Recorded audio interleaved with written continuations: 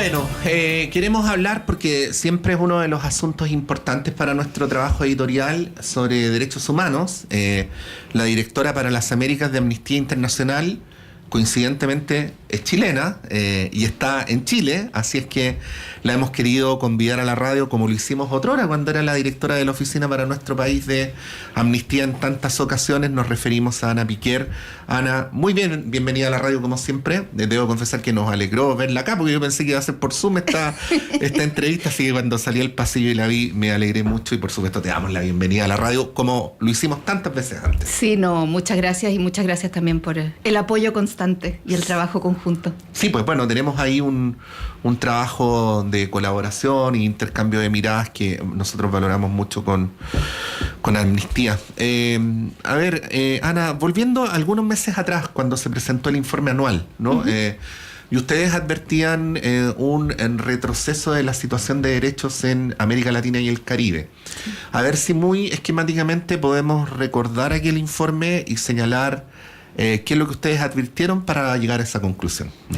Sí, primero decir que no es solo Latinoamérica y el Caribe, lamentablemente. O sea, en el informe de nuestra secretaria general habló de estados que están teniendo una actitud depredadora de, en general, todos los sistemas de protección de los derechos humanos, del multilateralismo, y que es un esquema que tal vez no era perfecto, nunca lo fue, pero que sí daba algún grado de protección y que ahora parece estarse desmantelando. Uh-huh. Y en la región, y sobre todo no solo desde, pero muy desde la llegada de Donald Trump a la presidencia de Estados Unidos, ha habido un deterioro progresivo en materia de derechos humanos o un aceleramiento de un deterioro que ya venía de antes y que sobre todo se manifiesta en lo que hemos llamado el cierre de espacio cívico, en cómo diferentes gobiernos de distintos colores políticos por diferentes vías han ido encontrando vías para acallar las voces que les critican y para cerrar los espacios en que las personas puedan participar en la vida política y en la opinión acerca de lo que está ocurriendo en el país. Sí, algo sobre lo que se ha hablado mucho, pero ahora que estamos aquí tú y yo, hablemoslo aquí, que no es como otrora, ¿no? Con este nivel terriblemente dramático, como por decir algo que todo el mundo sabe, bombardear un palacio presidencial. Es decir, el deterioro y la eventual destrucción de la democracia ocurre, Ana, de una manera mucho más gradual, y ahí es donde está el peligro, a veces sin que la comunidad pueda ir viendo ese tránsito hasta que se da cuenta de cuáles son sus consecuencias. Hablemos de eso y de las prevenciones colectivas que hay que tener frente a este diagnóstico que ustedes hacen. Sí, efectivamente ya no es, como dices, no es que hubo un golpe de Estado y al día siguiente dejó de haber democracia en un país. Es algo, la mayor parte o todos estos líderes han sido electos en elecciones libres, muchos de ellos en elecciones no cuestionadas, y lo que van haciendo es ese deterioro progresivo, en que en el nombre de valores reales, como la seguridad, como sobre todo el uso de la herramienta de la seguridad ha sido muy, muy, muy fuerte en las Américas, van de a poco creando restricciones que parecen destinadas a ciertas cosas muy específicas, pero que tienen efectos muy amplios. Entonces, por dar un ejemplo, ahora a comienzos de este año lanzamos un informe regional que llamamos Rompiendo el Tejido Social, que justamente se centraba en estas legislaciones que regulan las organizaciones de la sociedad civil, de nuevo, en aras de la transparencia, en aras de proteger a la nación, en aras de proteger la seguridad, pero que en la práctica lo que hacen son leyes anti-ONG, son leyes que impiden que las ONG funcionen. Y eso es algo que a veces en esos países no alarma, porque dices, bueno, es algo específico, es para controlar cómo se financian. Se van vendiendo estos discursos y no siempre es visible cómo se va justamente rompiendo el tejido social. Se van rompiendo las confianzas, se va rompiendo la capacidad de la ciudadanía de ejercer una fiscalización frente al poder, de alguna forma, que es tan sano en una sociedad democrática, con una resiliencia democrática. Ana, pienso en Amnistía, pero pienso en la causa de los derechos humanos en general. Dependiendo de dónde esté el país, de dónde sea el país donde Amnistía actúa, y plantea observaciones, es acusado simultáneamente de ser de derecha, de izquierda, de estar a favor de alguien, en contra de alguien.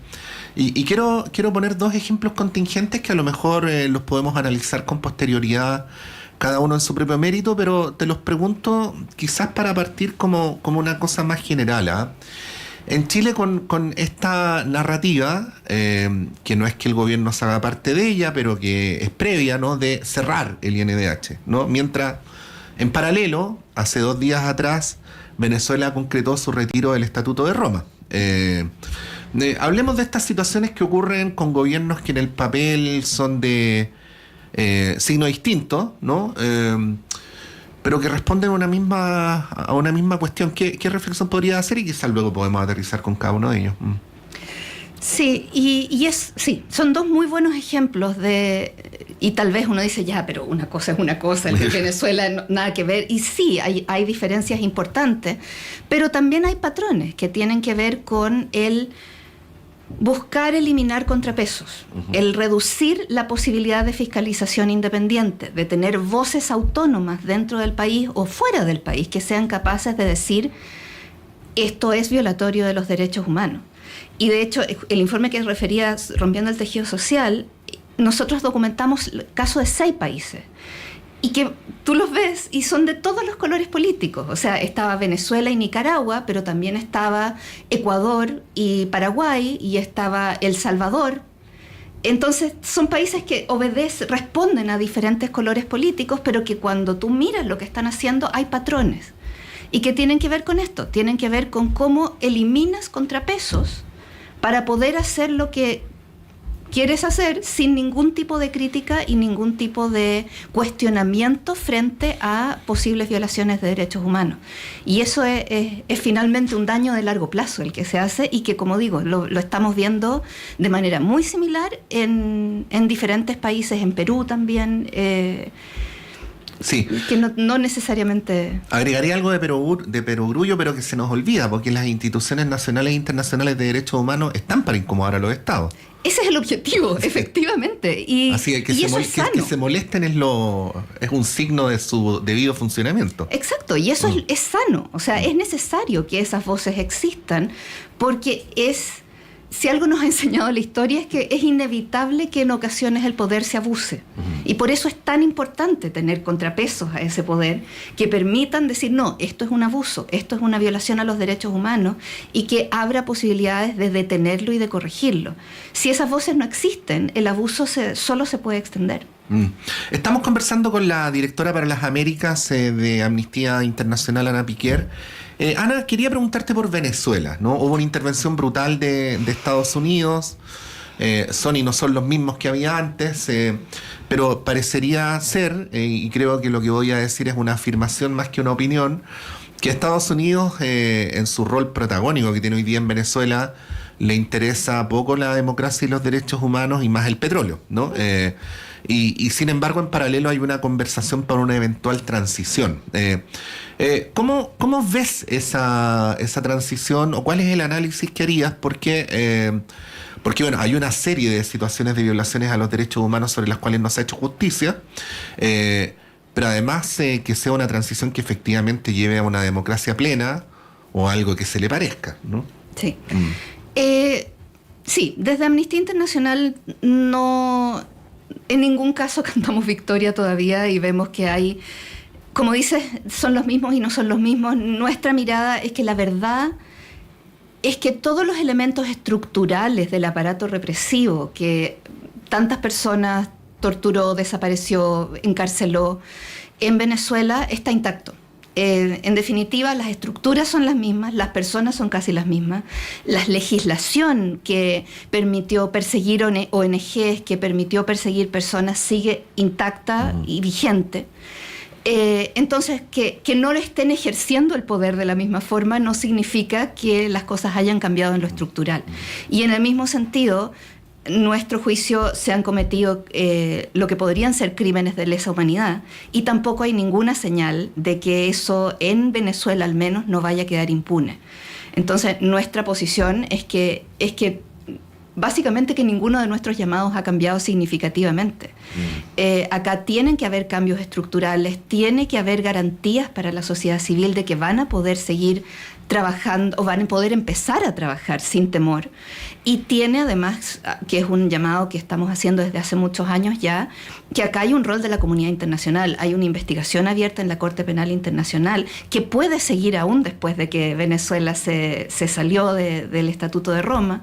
Hay un debate ahora en septiembre para la renovación del mandato del Consejo, de la misión de determinación de los hechos que estableció el Consejo de Derechos Humanos, y que llamamos a que esa renovación se haga, porque ahora más que nunca es que se necesita tener esa vigilancia. Y dicho sea de paso, Chile tiene un rol muy importante que cumplir en la renovación del mandato de la misión de determinación de los hechos, y que ojalá cumpla ese rol de liderazgo. Hablemos de ese rol, porque bueno, con tanta información que circula, no necesariamente quienes nos están viendo y escuchando lo tienen a mano. Bueno, la misión de determinación de los hechos se estableció en 2019, se ha renovado ya 3 veces, y en todas esas renovaciones Chile ha tenido un rol de liderazgo y de apoyo al mandato de la misión, y en estas negociaciones de septiembre Chile podría mantener ese liderazgo que ha sido histórico y que permitiría, la misión de determinación de los hechos ha tenido un rol fundamental en poder documentar los hechos, en preservar la evidencia para cuando se haga justicia en el futuro, y no ha tenido acceso al país en mucho tiempo, y esa es otra esperanza que tenemos, de que ojalá puedan entrar al país en el corto plazo. Pero si no se renueva el mandato, se va a perder esa posibilidad de que en esta posible transición no se pierda la oportunidad de documentar lo que ha ocurrido y de tener toda la evidencia necesaria para poder hacer justicia en el futuro. Bueno, ya hemos aprendido que el precio a pagar por las transiciones a la democracia no puede ser la impunidad.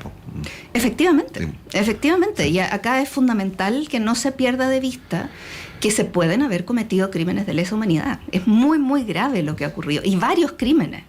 Sí. Entonces es fundamental que no se pierda de vista que eso es algo que no debe quedar impune. Sí. Hablemos de El Salvador, con un Bukele, Ana, que quizás voy a decir algo así con cierta pretensión chistosa que es impropia para la gravedad del tema, ¿no? Pero que está erigido en una suerte de producto de exportación. Hay campañas por aquí y por allá. Una vez estuve en Buenos Aires y estaba empapelado: Argentina necesita un Bukele, y había un señor ahí que se candidateaba, ¿no? Te lo pregunto en 2 sentidos que son ricos, que creo que el continente en general y Chile en particular deben tener cuidado. Uno, esta narrativa de combatir el crimen organizado a toda costa, ¿no? Para mostrar el otro lado.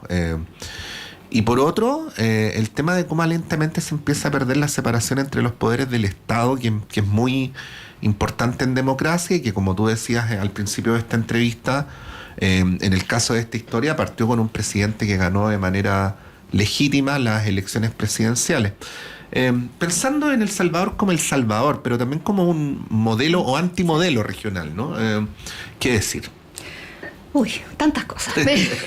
Primero hacerme cargo del punto de que Bukele efectivamente ganó con una amplia mayoría y sigue teniendo un gran apoyo popular en El Salvador. Y eso tiene que ver con hacer un reconocimiento de que sí es cierto que había una violencia desatada que estaba haciendo que las personas no pudieran vivir en paz en El Salvador, y que no habían encontrado respuesta de ninguno de los gobiernos para esa violencia. Entonces, es comprensible que si se les ofrece una solución rápida, digan, bueno, Sí, acá... o sea, el problema de las bandas de crimen organizado era terrible. Era ¿no? terrible, Sí. o sea, era terrible. Ahora bien, hay 2 cosas que son justamente las que tú mencionabas. Por una parte, es que la manera en que esto se ha hecho ha sido sustituyendo la violencia de las pandillas por violencia estatal. De hecho, hace muy poquito también sacamos un informe sobre El Salvador en el que concluimos que aquí también se pueden estar cometiendo crímenes de lesa humanidad. porque se están evidenciando todos los elementos, incluyendo la existencia de una política de Estado que está dirigida a cometer detenciones arbitrarias, mantener personas presas en condiciones inhumanas, violar flagrantemente los estándares del debido proceso. Básicamente lo que hicieron es meter presos a todos los hombres pobres, y sean o no culpables de algo, sin debido proceso. Y hoy día El Salvador tiene una de las tasas de encarcelamiento, o la tasa de encarcelamiento más alta del mundo. Entonces, eso no es un éxito. Eso es algo que no es sostenible y que, como digo, finalmente es una violencia estatal sustituyendo la violencia de pandillas, y que además está afectando a las mismas poblaciones, porque son justamente las comunidades más pobres, que antes eran controladas por pandillas, que ahora son las que están siendo víctimas de estas violaciones de derechos humanos. Entonces, efectivamente no es una solución, porque tampoco está dándole seguridad a esas personas que antes habían sido víctimas de la violencia de pandillas. Ahora la inseguridad proviene del Estado. Sí, hasta, claro, uno puede decir mano dura contra la delincuencia, hasta que ocurre, como ocurre en El Salvador a veces, que agarran a un chico por estar parado en la esquina, por tener una cierta apariencia, y nunca más salió de la cárcel, ¿no? Entonces, claro, y se genera como esta sensación de esto le pasa a los malos.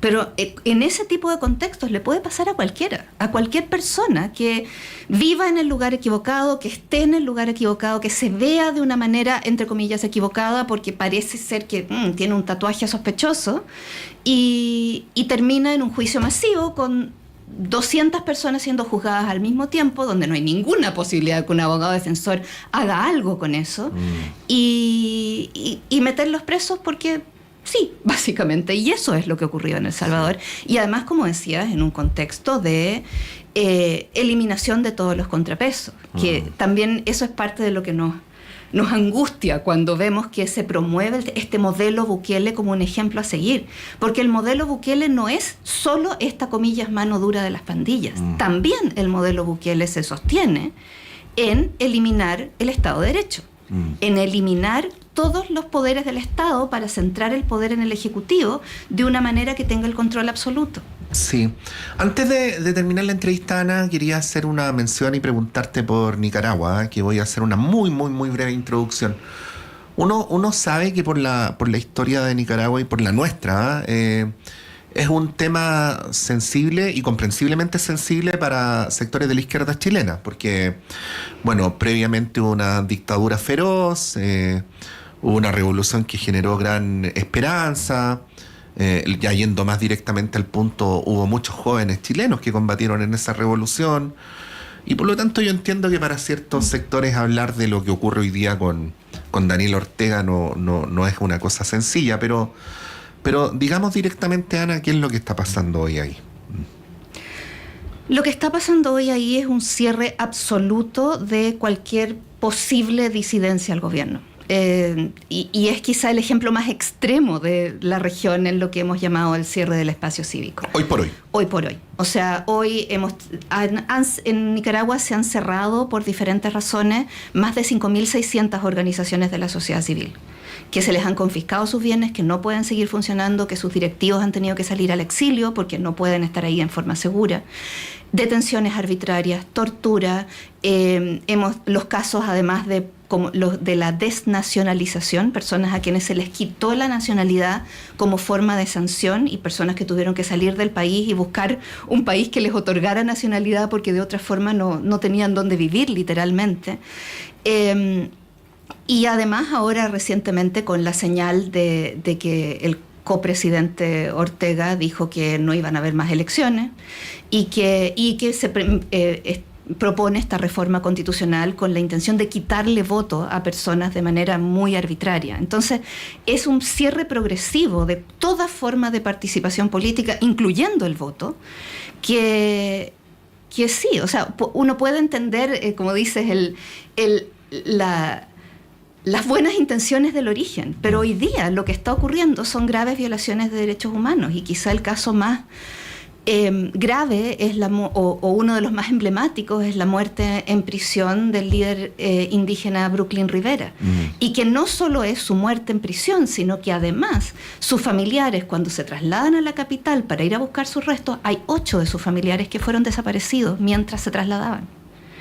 O sea, estamos hablando ya de niveles de persecución brutales y con una situación muy cerrada y muy difícil de permear en este momento. Ya sé que lo dijiste, pero finalizo con la pregunta, quizás como un modo de destacador virtual.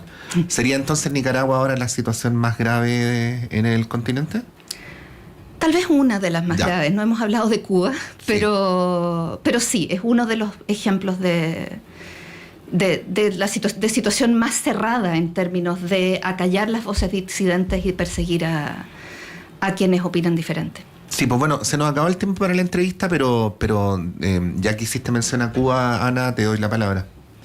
Sí, Cuba es una situación similar, en que ya en Cuba prácticamente no hay organizaciones de la sociedad civil o disidencias viviendo en Cuba. La mayor parte de las personas están ahora haciendo su resistencia desde los exilios y a veces tenemos buenas noticias. Recientemente liberaron al artista Luis Manuel Otero Alcántara, que tuvo que salir al exilio como parte de las condiciones de su liberación. Pero ese es otro de los ejemplos de un cierre de espacio cívico completo, en que finalmente no hay un espacio real para una oposición o para una disidencia al gobierno. Hemos conversado con la directora para las Américas de Amnistía Internacional, Ana Piquer. Ana, muchas gracias por haber venido a la radio esta mañana. No, gracias por invitarme. Yo feliz de venir. Son las 8:33. Breve alto y a la vuelta nuestro panel de conversación.